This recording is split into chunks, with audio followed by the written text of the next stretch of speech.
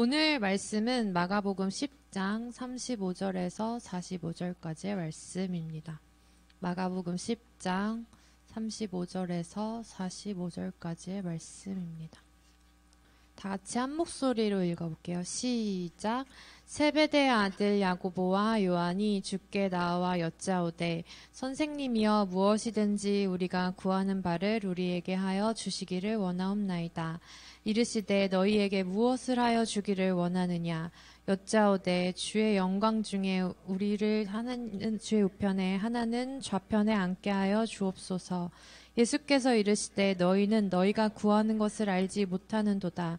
내가 마시는 잔을 너희가 마실 수 있으며 내가 받는 세례를 너희가 받을 수 있느냐. 그들이 말할 때 할 수 있나이다. 예수께서 이르시되 너희는 내가 마시는 잔을 마시며 내가 받는 세례를 받으려니와 내 좌우편에 앉는 것은 내가 줄 것이 아니라 누구를 위하여 준비되었든지 그들이 얻을 것이니라. 열 제자가 듣고 예수와 요한에 대하여 화를 내거늘 그래서 불러다가 이르시되 이방인들을 집권 그 고관들이 그들에게 권세를 부리는 줄을 너희가 알거니와 너희 중에는 그렇지 않을지니 너희 중에 누구든지 크고자 하는 자는 너희를 섬기는 자가 되고 너희 중에 누구든지 으뜸이 되고자 하는 자는 모든 사람의 종이 되어야 하리라. 인자가 온 것은 섬김을 받으려 함이 아니라 도리어 섬기려 하고 자기 목숨을 많은 사람의 대속물로 주려 함이니라. 아멘. 네, 세 번역으로도 읽어볼게요.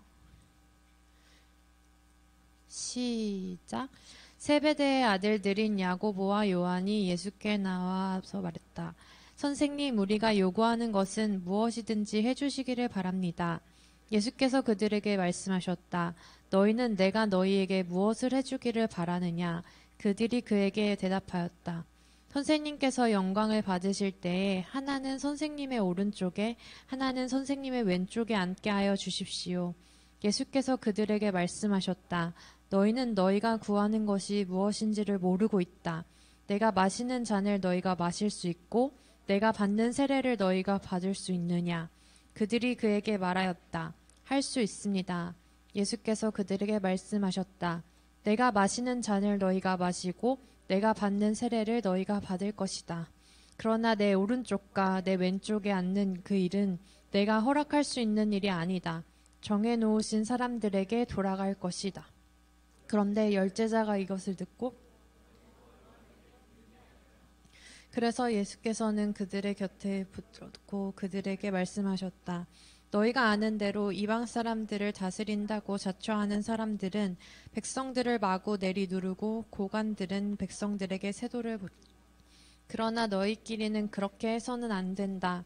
너희 가운데서 누구든지 위대하게 되고자 하는 사람은 너희를 섬기는 사람이 되어야 하고 너희 가운데서 누구든지 으뜸이 되고자 하는 사람은 모든 사람의 종이 되어야 한다. 인자는 섬김을 받으러 온 것이 아니라 섬기려 왔으며 많은 사람을 구원하기 위하여 치를 몸값으로 자기 목숨을 내어주러 왔다. 아멘. 네, 고등부에서는 개역개정, 우리가 가지고 다니는 성경이 이제 개역개정 4판인데요. 요거를 읽고, 그리고 새번역이라는 이제 새롭게 한 번역의 또 다른 버전을 읽어요. 성경에는 또 여러 가지 번역이 있거든요. 뭐 공동 번역도 있고, 개역개정 전에는 개역 한글도 있고, 이렇게 하는데, 똑같은 말을 좀 다르게 해석하기도 하고 그리고 좀 새로운 표현으로 쓰기도 하고 해서 여러분들의 이해를 돕고 이 성경 본문이 조금 더 확장되길 바라는 마음으로 이제 두 가지 본문을 읽고 있습니다.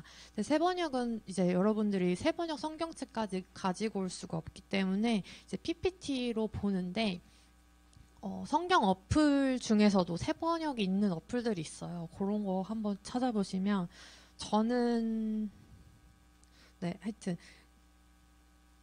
저는 무슨 어플 쓰냐면 가피풀 성경을 쓰거든요. 근데 이거는 새 번역이나 요거는 좀 유료 버전이어가지고 돈을 조금 주고 새 번역을 쓰고 있는데 여러분들도 한번 찾아보셔서 내가 보고 있는 성경이 무슨 번역이 있는지 이런 걸 확인해 보시면 조금 한 본문 볼 때 조금 더 풍성하게 보실 수 있을 것 같고요. 그리고 이제 젊은 날의 시편, 이제 드디어 좀 쓰는 방법을 알려드릴게요. 거기 밑에 보면은 막 적어놨죠. 뭐 요약해도 좋고, 뭐 질문 적어도 좋고, 편지 써도 좋고, 그림 그려도 좋다. 그래가지고 내가 오늘 설교를 간직하고 싶은 방법으로 작성을 하시면 되고요. 그리고 제가 뭐 이렇게 꼼꼼히 읽진 않지만 이렇게 쓱쓱 봐요. 그러면은 아직 요런 게 친구들은 궁금하구나, 이게 해결이 안 되구나 하면은 그 다음 설교에 반영하기도 하고 하니까 여러분들이 만약에 오늘 설교 듣다가 궁금한 점이 있으면 거기에 적어 주셔도 좋습니다. 그리고 나서 이제 이거 저희가 설교가 끝나고 예배가 끝나면 4층으로 내려가서 반별 모임을 하잖아요. 분반을 하는데 거기서 이제 젊은 날의 시편에 적은 거를 토대로 저는 오늘 설교에서 이게 아마 제가 생각하기엔 키워드였던 것 같아요. 라고 이제 내가 적은 거 중에 키워드라고 생각하는 걸 꼽아서 거기다 이제 박스 표시를 해놓고 왜 그렇게 생각했는지를 나눠주시면 되거든요. 그래서 저희가 뭐 따로 성경 공과가 없기 때문에 여러분들이 설교에서 들은 거를 잘 기억해서 반에 가서 거기에 대한 본인의 생각을 이제 말씀해 주시면 됩니다. 간단한 질문들은 선생님들이 답변해 주실 수도 있지만 조금 심오하거나 다른 친구들이 공감 못하는 질문들이 있을 수도 있잖아요. 그런 거는 이제 또 물어보기 부끄럽다, 그런 건 아까 말씀드렸던 것처럼 젊은 날의 시편에 적어 주시고, 그리고 뭐 선생님이랑 저랑 그거에 대한 답변이 조금 더 다를 수도 있어요. 근데 그거는 뭐가 맞고 뭐가 틀리다라기보다는 각자의 삶의 자리와 경험을 통해서 하나님이 일하시는 방법이 달랐기 때문에 그런 대답이 나올 수도 있는 거니까 뭔가 이렇게 실험해보는 식으로 질문하진 않으셨으면 좋겠고, 그리고 그 키워드 삼는 거는 정답이 없어요. 정답이 없기 때문에 저도 오늘은 이게 키워드야 라고 생각하고 설교하지 않거든요. 그리고 그날 나한테 와닿은 말씀이 다른 사람과 다를 수밖에 없죠. 왜냐면 내가 지금 살고 있는 삶의 자리와 내가 지금 만나는 사람들과 내가 어저께 이번 주에 했던 말들, 이런 게 다 사람마다 다르잖아요. 그렇기 때문에 오늘 요 설교를 통해서 나는 이게 와닿았고 쟤는 저게 와닿고 나는 이걸 이런 식으로 해석했고 난 이걸 이런 식으로 할 수 있거든요. 근데 그거를 그 자리에서 나누는 이유는 나는 이걸 이렇게 들었는데 저 친구는 이걸 이렇게 생각하기도 하는구나. 그러네. 그거는 생각 못 해봤는데 그럴 수도 있겠다 하면서 이 설교가 좀 확장되는 경험을 그 반에서 서로의 대화를 통해서 나눴으면 좋겠어서 그런 시간을 갖는 거고요. 또 하나는 이제 앞으로 여러분 세대에는 더욱 더 정보가 우리 때는 라떼는 말이죠. 공부하는 방법에 암기가 되게 중요했어요. 물론 고등학교 과정 중에는 아직 암기가 되게 중요하지만 딱 그 시기에 지나고 나면 그 다음부터는 검색만 하면 나오는 게 정보들이기 때문에 그걸 다 외운다기보다는 그걸 요약하는 능력이 되게 중요하거든요. 근데 여러분들이 지금부터 교회에 와서 일주일에 한 번씩 그렇게 내 나름대로 요약하는 습관을 들이다 보면 다른 친구들은 대학 와서 시작하는 걸 여러분들은 고등학교 때부터 할 수 있으니까 내가 다른 건 몰라도 나만의 키워드 그리고 내가 그렇게 요약한 이유는 내 입으로 말할 수 있는 그런 훈련이 이 교회 가운데서 이 말씀을 통해서 일어났으면 좋겠고, 분명히 그 시간들을 통해서 하나님이 또 역사하실 거라고 믿기 때문에 여러분들이 성장하는 그 가운데 이 말씀과 하나님의 역사가 꼭 있었으면 좋겠어서 하는 작업이니까 그것까지 예배라고 생각하시고 성실하게 해주셨으면 좋겠어요. 알겠죠? 자, 오늘은 섬김에 대한 이야기를 해보려고요. 섬김. 오늘 이번 달 찬양이 나는 주를 섬기는 것에 후회가 없습니다고, 그리고 이거를 우리가 1년 내내 이제 파송 찬양으로 부른다고 했는데, 섬김이 도대체 뭐길래 후회가 없다고 말하는지를 얘기를 해보려고 합니다. 오늘 본문, 다시 이제 성경책을 돌아가서 오늘 본문을 보면 예수님과 제자들의 이야기가 나와요. 35절에 보면 이제 세베대의 아들 세베대의 아들 야고보랑 세베대한테 야고보랑 요한이라고 하는 아들이 있었어요. 그러니까 둘이 형제죠. 야고보와 요한은. 그 형제의 이야기입니다. 이 형제가 예수님한테 쪼로로 가가지고 예수님한테 선생님이요. 예수님, 무엇이든지 우리가 구하는 바를 우리에게 주시기를 원합니다. 라고 이제 얘기를 하는 거예요. 이거 우리 기도할 때 예수님, 제 기도 좀 들어주세요. 하나님, 제 기도 좀 응답해주세요. 하는 것처럼 지금 이 야고보와 요한이 뭔가 원하는 게 있어서 예수님한테 갔어요. 그러고 나서, 그러니까 예수님 뭐라고 하셨냐면, 그래, 말해봐. 너의 무엇을 하여 주기를 원하느냐? 이렇게 말씀을 하신 거예요. 그러니까 이제 뭐라면 주의 영광 중에 우리를 하나는 주의 우편에 하나는 좌편에 앉게 해주세요. 이렇게 그 예수님 있잖아요. 예수님 잘 나가실 때 그래서 영광 받으실 그때 저희가 예수님의 양팔이 되어드리면 어떨까요? 제가 한 명은 오른편에 앉고 한 명은 좌편에 앉아주세요. 이건 저한테 좀 한 자리 좀 주세요. 좋은 자리 있으면 좀 주세요. 라고 얘기를 한 거예요. 그러니까 예수님이 너희는 지금 너네가 뭘 구하는지 모르고 있다라고 얘기를 하는 거야. 너 내가 어떻게 될 줄 알고 그거를 그렇게 말하냐라고 예수님이 말씀을 하신 거죠. 심지어 요 성경을 보면 바로 요 위에 구절 있잖아요. 35절 말고 그 위에 32, 33, 34절 보면 소제복만 봐도 죽음과 부활을 세 번째로 이제 말씀을 하신 거예요. 34절에 이제 사람들이 나를 이방인들에게 넘겨줄 거고 능욕하고 침뱉고 채찍질하고 죽일 것인데 나 3일 만에 살아날 거야 라는 얘기를 하셨는데 바로 세베대의 아들들이 와가지고 그거 잘 모르겠고 무슨 뜻인지 잘 모르니까 예수님 영광 받으실 그때 좀 한 자리 좀 주세요 라고 얘기를 한 거예요. 네, 원래 이 시간에 일어났나 보죠. 그리고 나서 근데 여기서 그러면 알 수 있는 게 뭐냐면 제자들이 어디에 관심을 가졌는지. 일단 제자들까지 안 가더라도 이 야고보와 요한은 예수님을 내가 요구하는 건 무엇이든지 들어주실 수 있는 분이라고 일단은 인식을 했어요. 그러니까 구했겠죠. 그러니까 예수님 좀 원하는 것 좀 들어주세요 라고 말했겠죠. 그리고 예수님을 이제 따라다녀 보니까 분명히 저 예수님은 언젠간 영광 중에 계실 날이 올 것 같아. 그리고 그게 곧 올 것 같아. 그런 느낌이 이제 막 드니까 그래. 네, 예수님 한 자리 하실 것 같은데 내가 옆자리를 막 이러면서 이제 그런 생각을 했겠죠. 그래서 예수님이 영광 받으시는 그날에 하나는 우편에 하나는 좌편에 앉혀달라고 말했어요. 약간 저랑 제 동생 좀 잘 좀 부탁드려요. 막 이러면서 아니면 저랑 우리 형 좀 한 자리 좀 주십시오. 이렇게 얘기를 한 거예요. 그리고 이거에 대해서 쟤네는 따라다니면서 어떻게 그런 걸 요구할 수 있냐라고 지금 우리는 생각할 수 있지만 보면은 41절에 보면 10 제자가 그거를 듣고 야고보와 요한에 대해서 화를 냈어요. 화를 냈다는 건 뭐냐면 다른 제자들도 그렇게 생각을 했다는 거죠. 그러니까 내가 먼저 말할 걸. 쟤네 선수 쳤네. 이런 식의 이제 이 타이밍에 저걸 말한다고 하면서 화가 난 거예요. 쟤네는 의리도 없이 지들만 오른편 우편에 앉혀달라고 하냐. 그동안 같이 다녔던 거 생각도 안 하냐.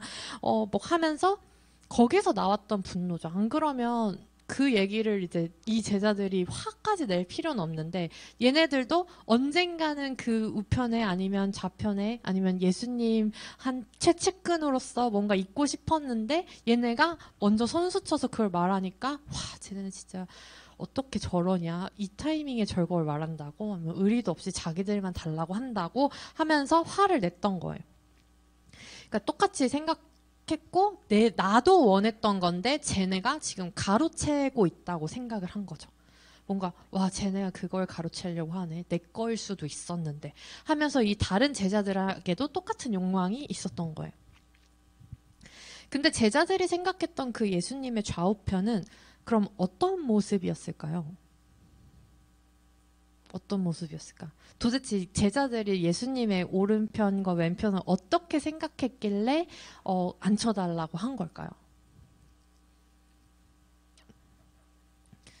그리고 어떻게 생각했길래 다른 제자들은 화까지 냈을까요? 어때요? 좀 좋을 것 같아요? 예수님 옆자리?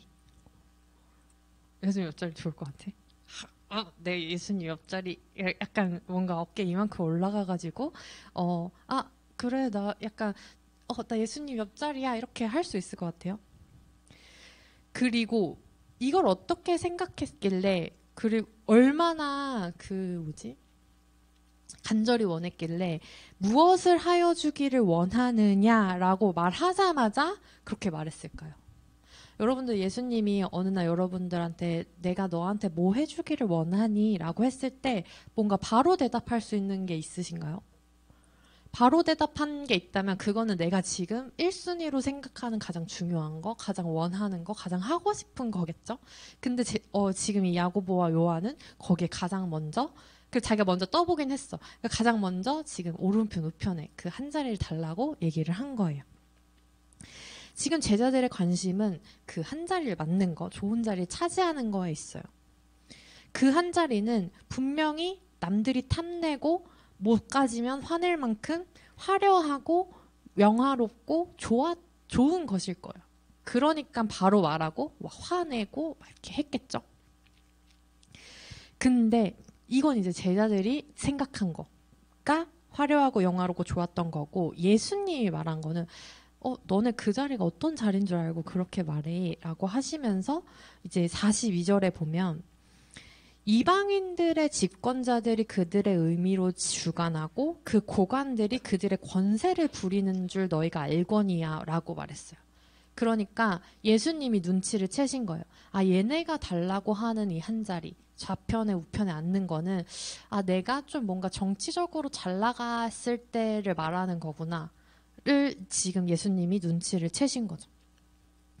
그러니까 제자들의 질문의 의도와 그 한 자리가 어떤 생각에서 나왔는지를 파악하고 이렇게 말씀하시는 거예요. 제자들 입장에서 봤을 때는 예수님을 따르는 사람들이 점점 많아지고 영향력이 커지는 게 눈에 보이니까 분명히 예수님이 큰 일을 하시긴 하실 건데 이 나라를 좀 뭔가 어떻게 뒤바꾸실 것 같은 기대가 있었던 거예요. 근데 그 나라를 뒤바꿀 것 같은 그런 큰 일은 제자들이 생각했을 때 이 로마의 통치에서 벗어나는 거. 그러니까 정치적으로 예수님이 뭔가 반란을 일으키거나 어떤 그런 권력을 장악해가지고 다시금 이스라엘이 영화롭게 되는 그때를 이 제자들은 생각했던 것 같아요. 예수님이 말해왔던 하나님 나라를 이제 로마로부터의 이스라엘 회복을 떠올렸던 거죠. 로마로부터 지배 없이 자유로운 나라일 거라고 생각을 한 거예요. 그러니까 이거는 눈앞에 보이는 것들로 예수님의 영광과 하나님 나라를 판단한 거라고 볼 수 있어요. 그리고 그 영화롭고 영광과 그 눈에 보이는 하나님 나라에서 나를 좀 눈에 보이고 화려한 좋은 자리에 앉혀달라고 줄을 이제 선 거죠. 그러니까 일종의 뭘 주면서 말했는지는 모르겠지만 로비를 먼저 한 거죠. 그 옆자리 제가 좀 차지해도 되겠습니까? 이렇게 한 거예요. 그러니까 제자들이 그동안 예수님을 따라다니고 섬겼던 이유는 이것 때문이다라고 말하기에는 너무 이렇게 한 거고, 처음부터 그랬던 건 아닐 수 있지만 뭔가 눈에 보이고 이제 사람들이 막 따라다니고 영향이 커지니까 요 사람들 이렇게 좀 다스릴 때 그 옆자리에만 앉아 있어도 내가 어떤 명예나 권력을 잡을 수 있을 것 같다는 생각이 들었던 거죠. 더 큰 사람이 되고 싶고 으뜸이 되고 싶었던 마음이 제자들 안에 이제 들어온 거예요. 그리고 계산을 하기 시작한 거죠. 이 정도 예수님을 따르고 섬겼으면 적어도 내가 요 정도 권리는 가져도 되지 않을까? 내가 요 정도 자리를 얻고 이 정도 섬김을 받을 수 있는 거라는 자기들만의 이제 계산이 있었던 거죠. 근데 예수님의 계산은 달랐어요.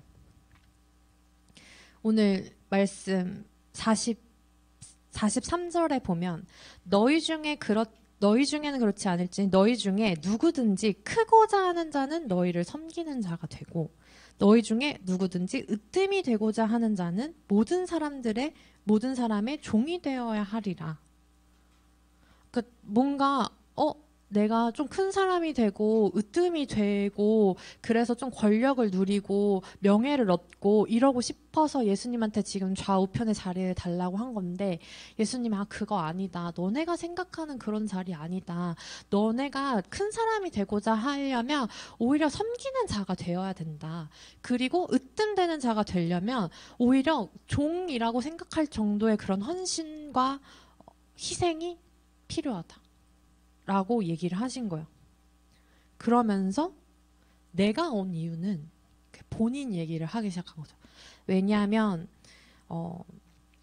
나도 섬김을 받으려고 이 자리에 온 게 아니다. 오히려 섬기려고 온 거다. 그리고 자기 목숨, 내 목숨을 많은 사람의 대속물로 주려고, 구원을 이루게 하려고 왔다라고 예수님이 말씀을 하신 거예요. 그러니까 제자들은 내가 이 정도 헌신하고 예수님 이 정도 따라다니고 이 정도 섬겼으면 이 정도 명예와 이 정도 권리와 이 정도 권력은 가져도 되지 않을까. 내가 예수님 오른편이나 왼편 정도의 한 팔 정도는 맡을 수 있지 않을까라고 생각했지만 예수님이 그거 아니라고 지금 말씀하고 계신 장면이에요. 여기서 섬김이랑 욕망 이 뭐가 다른지를 이제 알려드리려고 하는데, 예수님이 영광 받으시는 날, 영광 중에 계실 때 예수님의 오른편에 있는 거, 한 자리 차지하는 거, 그럼 그거 나쁜 걸까요?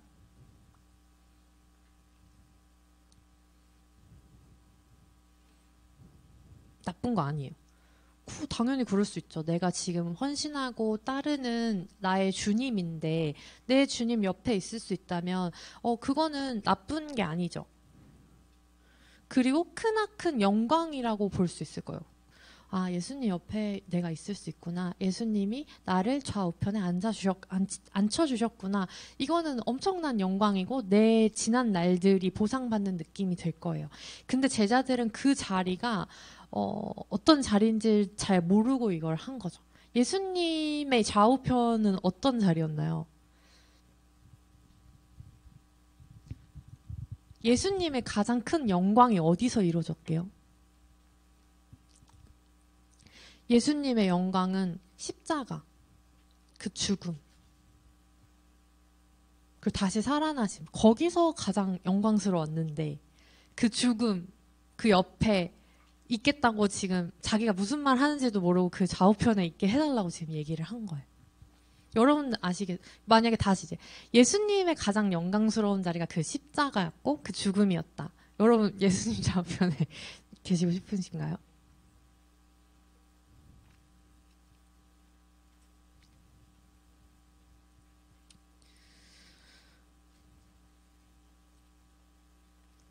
교회 잘 다니고 하나님 잘 섬기고 예수님 잘 믿으면 그래도 내 삶에 뭔가 좀 달라지는 게 있지 않을까? 뭐 죽어서 천국에 가든 뭘 하든 뭔가 내 삶이 조금 더 좋아지지 않을까? 예수님이 나를 좀 챙겨주시지 않을까? 그래도 내 시간 이런 거 좀 예쁘게 봐주시지 않을까? 하는 기대가 우리한테 다 있을 거예요. 그래서 이렇게 교회도 나오고 뭐 시간도 내고 이 중요한 고등학생의 이 시기에 시간을 내고 마음 써서 봉사를 하고 그리고 찬양팀을 하고 임원을 하고 또 선생님을 하시고 이렇게 계시는 건데, 이거는 나도 그래도 기도했을 때 예수님이 하나님이 내가 구하는 거는 무엇이든지 들어주셨으면 좋겠다. 그럼 내가 조금 더 열심히 하고 교회 잘 나오면 하나님 나 좀 예뻐해 주시면서 내 기도를 들어주시지 않을까? 아니면 꼭 당장 기도가 응답된다고 하지 않더라도 내 삶은 선한 길로 인도해 돼서 나는 좀 잘 되는 사람이 되지 않을까? 라는 기대가 우리 안에 다 있잖아요. 근데 그 나쁜 거 아니잖아요. 그 당연한 거잖아요. 뭔가 보상받고 싶은 마음. 그래도 내 이 시간에 대한 내 헌신에 대한 이 섬김에 대한 뭐가 그래도 나한테 있다고 믿어져야 내 이 시간을 투자할 수 있는 거잖아요. 그러면 지금 내가 여기 있는 것도 욕망인가? 생각해보니까 그냥 예수님 잘 나가실 때 옆자리에 있는 건 좋은데 그 십자가 옆자리라고 할까 조금 꺼려지는데 나 그럼 예수님 잘못 믿고 있는 건가? 아니면 내가 지금 믿고 싶은 대로 믿는 건가? 라고 생각할 수 있죠. 예수님이 무엇을 하여 주기를 원하느냐라고 했을 때 아까 잠깐 떠올렸던 그거, 대답하고 싶은 그거 그럼 그것도 내 욕망인가? 하나님 뜻이 아니면 어떡하지? 그럼 이제 또 내가 잘 믿고 있는 게 맞는지 이제 불안하기도 하고 걱정이 되기도 하고 막 혼란스럽기도 할 텐데요. 오늘 그거 욕망과 섬김의 자리를 가르는 한 가지를 여러분들에게 엄청난 꿀팁으로 드리려고 합니다. 이게 욕망인지 섬김인지 알 수 있는 방법은요. 이거 너무 엄청난 비밀을 알려주는 건데 잘 들어요. 이게 모양이 달라지지 않아요. 똑같은 모양을 하고 있어요. 근데 이게 있으면 섬김이고 이게 없으면 욕망이 되는 거예요. 알겠죠? 여러분들이 가고 싶은 대학, 얻고 싶은 등수, 하고 싶은 직업, 이게 있으면 섬김이 되는 거고요. 이게 없으면 욕망이 되는 거예요. 알겠죠? 그 하나가 궁금하죠? 그 한 가지는 뭐냐면 사랑이에요. 사랑. 내가 그걸 하고자 하는 마음에 사랑이 들어가 있냐 없냐가 엄청난 치트키? 뭐라고 했냐? 하여튼 엄청난 이제 키인 거죠. 비밀 열쇠 같은 거예요. 그리고 근데 이제 사랑 하면 되게 뭔가 몽글몽글하고 뭔가 이렇게 좀 환상적이고 막 이렇게 로망이 있고 약간 이런 느낌인데 이것도 잘 기억해야 돼요. 그 사랑 안에는 꼭 뭐가 들어가냐면 희생이 따른다는 걸 기억해야 돼요. 예수님이 보여주신 사랑에는 분명한 희생이 들어가 있어요. 십자가. 그걸 기억해야 돼요. 우리가 믿고 있는 우리가 하나의 가치, 되게 중요한 가치로 여기는 그 사랑, 예수님의 첫째 계명, 둘째 계명, 하나님 사랑, 이웃 사랑, 그 사랑에는 뭐가 들어가 있냐면 희생이 들어가 있다는 걸 기억해야 돼요. 내가 하고자 하는 게 내가 지금 기도하며 이루고자 하는 것에 기꺼이 희생할 각오가 되어 있는 거. 그게 섬김입니다. 거기서 네가 요걸 조금 더 하네, 내가 그걸 더 하네, 하고 있네, 이런 걸 따지거나 내가 좀 지금 손해보는 느낌이 들고 시간이 아깝고 아니면은 몸은 여기서 막 열심히 뭔가를 하고 있는데 사랑과 희생이 빠져 있다면 그러면 오히려 이제 그거는 기대하고 있는 게 따로 있는 거예요. 이게 사랑을 위해서 하는 게 아니라 욕망하고 있는 거에 가까운 거죠. 이를테면 이런 거예요. 여러분 생각할 수 있잖아요. 아니 아무리 사랑이 빠졌다고 해도 지금 요 고등부 예배 와서 내가 얻는 게 뭐가 있다고 이거가 욕망이 될 수 있냐라고 생각할 수 있는데 내가 이렇게 하면 사람들이 나를 좀 더 착하게 보겠지? 내가 이런 걸 하면 좋은 평판을 얻는데 유리하지 않을까? 아니면 내가 이렇게까지 하면 사람들이 나를 중요한 사람으로 대해주겠지? 이런 마음이 조금이라도 들어가 있는 거. 내 앞에 나오면 좀 더 멋있어 보이지 않을까? 내가 뒤에 이렇게 앉으면 좀 더 관심 가져주지 않을까? 하는 그 모든 행동들이 내가 뭔가 기대하고 있는 거고 그거는 내가 지금 욕망하고 있는 거라고 풀어서 설명할 수 있어요. 근데 거기에 지금 내 사랑이 있는지 다른 사람을 배려하고 있는 마음이 있는지 어느 정도의 나의 희생이 들어가 있는지를 이제 따져봐야 되는 거죠. 그게 이유가 되고 거기에만 목적이 있으면 사실은 이제 희생까지 하기는 쉽지 않아요. 근데 거기에 사랑이 들어간 순간 조금 더 움직이게 되고 조금 더 하게 되고 하는 거죠. 아까 그래서 저는 여러분의 아주 귀한 섬김을 봤어요. 이것 때문에 그런 건 아닌데 어쨌든 여러분은 아칸으로 이동해 주세요라고 했을 때 기꺼이 움직였잖아요. 그거는 뒷사람들을 위한 배려일 수도 있고 앞에 설교자를 위한 어떤 섬김일 수도 있고 그리고 늦게 오는 사람에 대한 거 아니면 뭐 여러 가지 고등부의 전체적인 분위기라든가 이런 것들을 다 고려했을 때 내가 조금 손해보고 귀찮더라도 기꺼이 움직이는 거 내가 앞은 조금 아직 좀 민망하고 낯뜨거워도 기꺼이 그래도 앉는 거 이런 것들이 아주 작은 희생 조금 손해본다고 느끼고 조금 뭔가 귀찮아도 그래도 기꺼이 하려는 마음. 여기에는 이 고등부 전체에 대한 아니면 뭐 저에 대한 어떤 사랑이 조금 들어가 있기 때문에 가능해지는 거죠. 만약에 내가 그냥 여기서 시간 때우는 것만 목적이었다면 굳이 그렇게까지 해야 돼? 내가 여기까지 어떻게 왔는데 막 나의 어떤 여기에 왔음을 알아주길 바라는 마음 이런 것들이 좀 더 생길 수 있었을 텐데 여러분 지금 이제 박수 한번 쳐볼까요?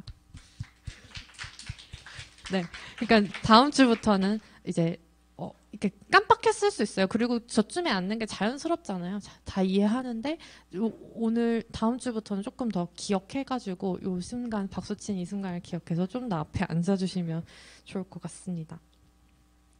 그런데 우리는 이제 딱 요 정도 지금 여기 중에서도 우리는 박수를 쳤는데 예수님은 오늘 우리에게 아까 말한 너네가 그런 것들을 이루려면 뭔가 원하는 것들을 하려면 섬기는 자가 되어야 될 뿐만 아니라 종이 되어야 된다고 지금 말을 하고 계시는 거죠. 사실 그것까지는 좀 부담스럽잖아요. 그쵸? 내가 지금 엄청난 부귀영화를 누리려고 예수 믿는 것도 아닌데 내가 막 종까지 돼야 되나? 뭐 그냥 섬기는 거 정도는 어느 정도 할 수 있을 텐데 나한테 그건 조금 부담스러울 수 있는데 예수님이 그걸 말씀하신 이유는 어쨌든 예수님의 모습을 조금 더 기억하는 느낌? 예수님이 자기의 모든 거를 포기해 나가면서 목숨까지도 내어줬던 것처럼 너네한테 지금 죽으라고 얘기는 안 할 테니까 그 정도의 마음으로 다른 사람을 섬겨줄 수 있으면 좋겠다. 그리고 거기에 사랑을 담아서 어떤 배려해주고 섬김해주고 헌신해줬으면 좋겠다. 세상은 그거를 희생이라고 부를지라도 너네들이 그렇게 한다면 내 오른편 우편에 앉을 수 있는 건 확실할 것 같다라고 얘기를 하고 계신 거죠. 이거를 우리가 그러면 이 주를 섬기는 거에 후회가 없기 위해서 지금 너 그렇게까지 교회에 헌신한 거 후회 안 해? 너 지금 되게 중요한 때잖아. 너 시간 그렇게 써도 돼? 나 후회 안 해. 라고 당당하게 말할 수 있는 그렇게 자신까지 있을 수 있는 거에는 또 뭐가 필요한데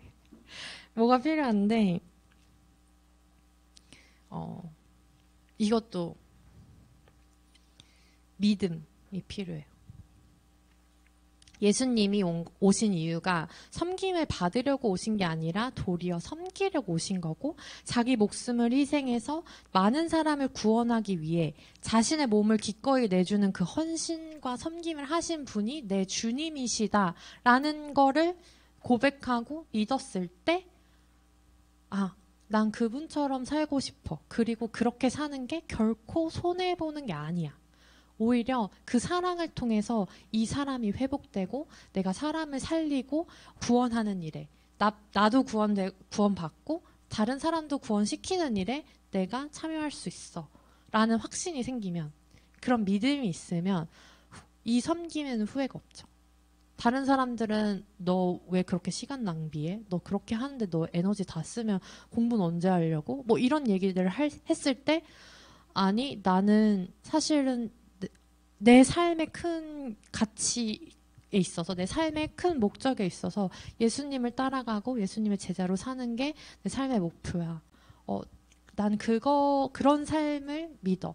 내 안엔 믿음과 소망과 사랑이 있어. 이렇게 내가 자신 있게 말할 수 있으려면 예수님이 보여준 그 희생에 엄청난 가치가 있다는 거. 그 사랑이 인류를 구원했다는 거를 믿게 된다면 나 역시도 요 작은 헌신과 희생을 그래도 기꺼이 해보려는 용기가 생기는 거고요.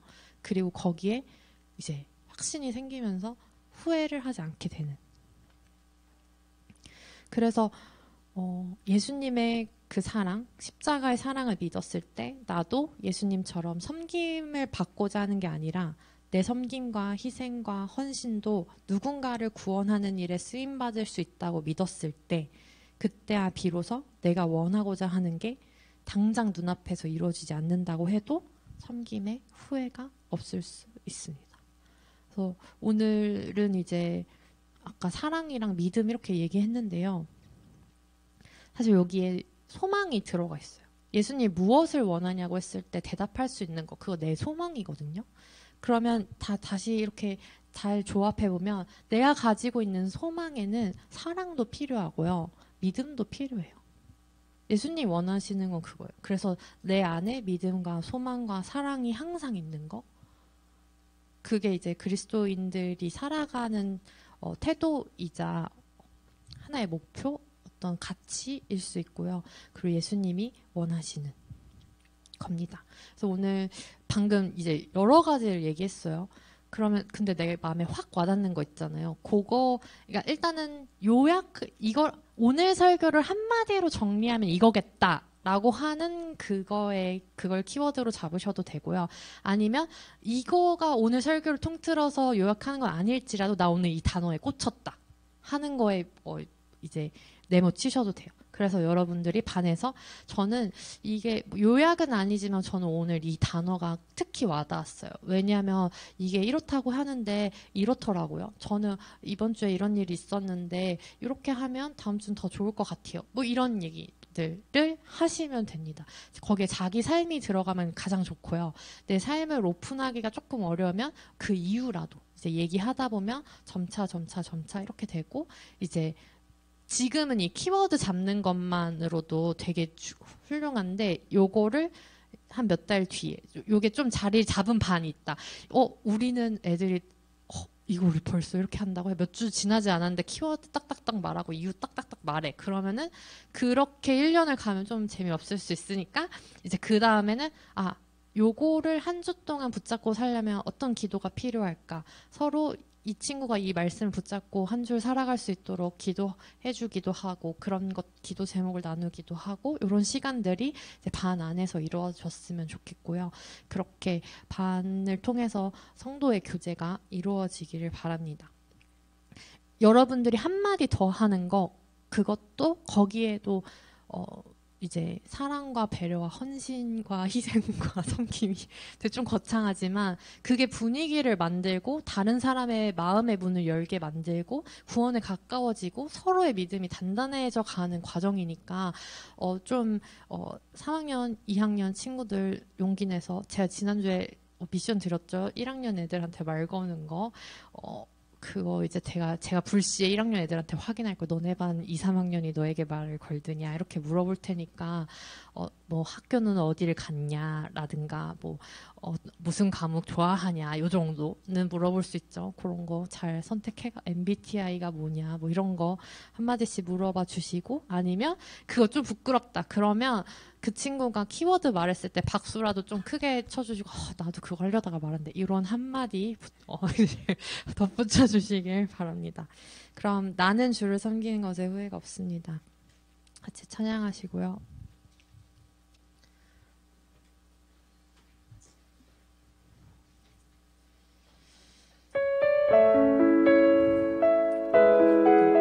찬양하실 때 준비하신 헌금도 같이 드리시겠습니다.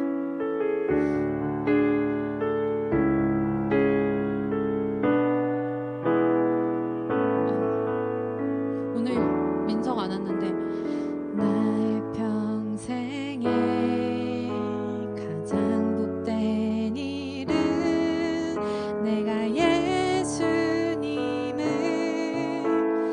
만난 것이라 나의 평생에 가장